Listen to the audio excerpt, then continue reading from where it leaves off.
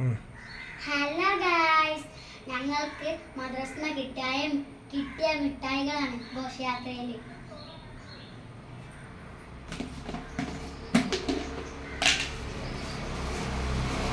മിഠായില്ലേ, പിന്നെ കൊളുമിഠായി, നാരങ്ങ മിഠായി ഉണ്ട്, മറ്റേ നാരങ്ങ മിഠായി, ഓറഞ്ച് നാരങ്ങ മിഠായി. പിന്നെ ഇതൊക്കെ നമുക്ക് മദ്രസയിൽ കിട്ടുകയാണ്. ഇതൊക്കെ ഞാൻ എടുത്തു വെച്ചിട്ട് എത്ര ഉണ്ടായി. നിങ്ങൾ തിന്നതാണോ അല്ലെങ്കിൽ നിങ്ങൾ ഇങ്ങനെ എടുത്തു വെച്ച് വെച്ചാണോ? ഓരോ ദിവസവും ഒന്നിച്ചേ തിന്നാൻ പാടുള്ളൂ, അല്ലെങ്കിൽ പുഴുപ്പള്ളം ഉണ്ടാവും.